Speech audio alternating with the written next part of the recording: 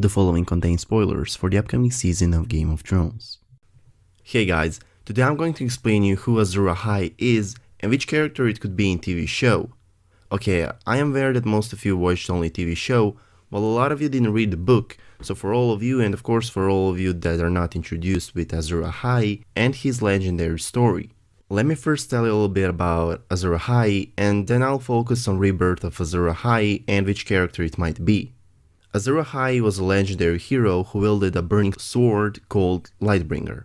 In some other cultures, this warrior is called Haikunu the Hero, Yintar, Neferion, and Eldrick Shadow Chaser. Legend of Lightbringer says that the darkness laid over the world and the hero, Azor Ahai, was chosen to fight against it, but to fight the darkness, Azor Ahai needed to forge a sword. Azor Ahai's first attempt to forge a sword lasted 30 days and 30 nights until it was done. But when he went to temper it in the water, the sword cracked. After that, Azor Ahai tried again, but that time it took him 50 days and 50 nights to make the sword. To temper it this time, Ahai captured a lion and stuck the sword in the lion's heart, but once again, the sword cracked. Azor Ahai knew that he must forge a sword, no matter of consequences, so he tried one more time in which he gave all of his effort and in which he sacrificed his beloved wife. This third time, Azor Ahai worked for 100 days and 100 nights until it was finished, and this time Azor called for his wife, Nissa and asked her to bear her breast. Azor Ahai struck his forged sword into his beloved wife's living heart, her soul combining with the steel of the sword, creating Lightbringer, the red sword of heroes. It is unknown if Azor Ahai is connected with the legend of the last hero who lived during the long night and helped to defeat the others.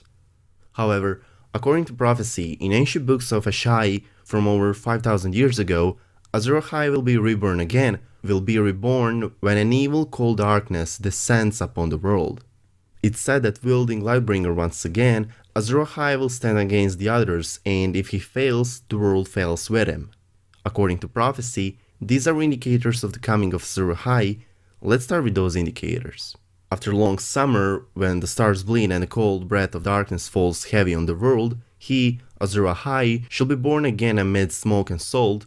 He shall wake dragons out of stone. He shall draw from the fire a burning sword, Lightbringer. If Azor Ahai is the same as the prince that was promised, she is born of the line of Aerys II and Rhaella. Also, she is the song of ice and fire according to Rhaegar Targaryen. On the TV show, first time we met with Azor Ahai's theory was the scene in which Stannis wields a magic sword that was forged by plunging a blade through the burning statue of the maiden at the Sept of Dragonstone, after Melisandre convinced Stannis that he is Azor Ahai. That ceremony was meant to be a rebirth of Azor Ahai. The burning statues of the seven provided smoke and the waves on the shores of Dragonstone provided the salt. But however, Stannis wasn't born from the line of Mad Aerys and Rhaella. And also, while Stannis' sword shined thanks to Melisandre's magic, it gave off no heat, meaning that the sword couldn't possibly be Lightbringer. Now let's move on to theory in which Jon Snow is Azor Ahai. Let's start with possible proofs that are going in favor to this theory. After a long summer, Azor Ahai will be reborn amid smoke and salt, prophecy says. This could point on Jon's resurrection. He was reborn after he was stabbed to death by Night's Watch traitors, so here we have rebirth. But what about the part of smoke and salt in it? Well, in my opinion, the wall could represent the salt, since in the books it's told that the wall contains the salt in it. Quoting from the books, the door's upper lip brushed against the top of Bran's head, and a drop of water fell on him and ran slowly down his nose. It was strangely warm and salty as a tear. Now, this sentence confirms the fact that the wall is salty, but could the salt of the wall represent the salt in the sentence of prophecy?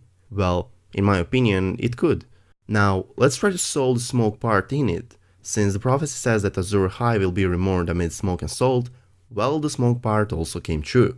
Do you remember that Melisandre, while she performed the resurrection ritual to bring Jon back to life, do you remember that Melisandre cut the locks of Jon's hair and tossed the curls into the flames, after which we've seen the smoke? This is the only one part of prophecy, but this is not the only one part that matches with prophecy. It's said that prince that was promised should have the blood of the dragon, should be born of the line of the Mad King, Aerys Targaryen and Rhaella Targaryen, which Jon is, if Rhaegar truly is his father. Let's assume that HBO didn't trick us once again, and let's assume that there are no more secrets. Let's assume that Rhaegar really is Jon's father. In that case, Jon is born of the line of Aerys and Rhaella. Furthermore, they are Jon's grandfather and grandmother. Also, in the TV show adaptation, whose showrunners know from George R.R. Martin himself who Azor Ahai is, they revealed in the 10th episode of Season 6 that Lyanna Stark is Jon's mother, and that Jon was born under a bleeding star, which fulfills the part of prophecy which says that the prince that was promised will be born under a bleeding star. As we could see, Eddard Stark entered the Tower of Joy with a blooded sword on, the ancestral sword which was forged from a fallen star. Does Dawn covered in blood counts? Yeah, I think it does. It's also important to highlight a few other facts, like for example, when Melisandre looks into the fire to see Azor Ahai, Melisandre only sees things related to either Jon or Snow. Second thing that I would highlight is Jon's dream, that he dreamed in the books, the dream in which he fights the others, aka the White Walkers with a red sword, burning in his hand. The only thing that Jon didn't achieve, at least not yet, is awakening dragons from stone. I don't know if all of this is only coincidence or Jon is really Azor Ahai and the Promised Prince, but in my opinion there is also possibility and proofs of Azor Ahai being female instead of male. The prophecy was originally made using the Valyrian word for dragons who are neither male or female, meaning that Azor Ahai may be reborn as a female as well. Let's see if Daenerys has more matches to be Azor Ahai. Let's focus on possible proof that Daenerys is Azor Ahai. The prophecy fits Daenerys perfectly. She was born at Dragonstone, an island in the Narrow Sea, meaning that we have salt from waves hitting the shores of Dragonstone, and also she was reborn as the mother of dragons on Khal Drogo's burning funeral bonfire, which matches with the part of prophecy which includes amid smoke. On that bonfire, Dany's 3 dragon eggs hatched, which fits perfectly in part of prophecy which says born amid salt and smoke to wake dragons from stone. Also, a very important fact is that on the morning for the first time the red comet appeared in the sky, which fits the part which says when the stars bleed. For the final confirmation of Daenerys being Azor Ahai, we have an additional prophecy from a Woods of Witch, prophesied that the prince that was promised would be born from the line of Aerys and Rhaella. As we all know, this prophecy also fits Daenerys perfectly, since Daenerys is the daughter of Aerys and Rhaella. When Samwell Tarly told to Maester Aemon the rumors about Daenerys Targaryen and her dragons, Aemon became certain that Daenerys is prophesied leader. Aemon told to Sam, no one ever looked for a girl, it was a prince that was promised, not a princess. And also told to Sam that Daenerys is the one, born amid salt and smoke. The dragons prove it, Aemon told. In Maester Aemon's earlier life, he thought Rhaegar was the prince that was promised, as Rhaegar was born during the tragedy at Summerhall, amid smoke of the burning castle, with salt coming from the tears of those who cried for those who had died. By that time, Maester Aemon was wrong. In this video, I put Azor Ahai and the prince that was promised as the one, same person, but what if those two are not going to be one person, no matter on similarities? Almost the same prophecies about these two. What if Azor Ahai is the one hero while the prince that was promised is another one? Could it be that one hero is going to be Jon Snow while the other one is going to be Daenerys Targaryen, and those two together will fight against the darkness, against the White Walkers? Now, I'm going to tell you one fun theory, a theory in which Jorah Mormont is Azor Ahai. By this theory, the salt refers to the sea, which is, as we know, salty. The sea where Jorah got grayscale, where the smoke refers to what his arm becomes. Again, this is only a fun theory, so don't take it too seriously.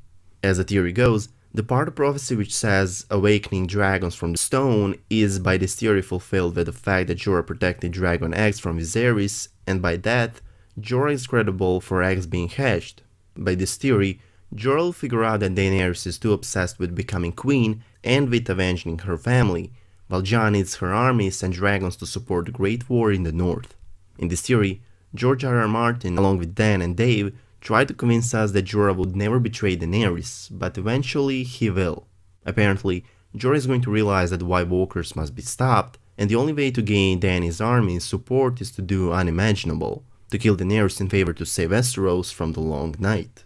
I have to admit that, in this theory, it will represent perfect parallel to Azor Ahai sacrificing his beloved wife Nissa, and it will represent Vader's fate ending that George R.R. Martin earlier announced. As the theory goes, Jorah stabs Daenerys to the heart, giving to his sword Dany's magical dragon blood, which will make his sword burning. This theory affirms that Dany will become a villain, Jon is the last hero, while Jorah is Azor Ahai. As I've said, this theory is only for fun. There are a lot of things that don't match with prophecy about it, so don't take this theory too seriously. I'm relying on Jon being Azor Ahai, while Daenerys is the princess that was promised, just like Maester Aemon said. What's your opinion on all of this? Do you think that Azor Ahai and the princess that was promised are the same hero? Or do you think it's two different heroes? Let me know your opinion in the comments section down below. Hope you guys enjoyed this video. If you did, please make sure to subscribe to our channel. And yeah, see you in the next one. Peace.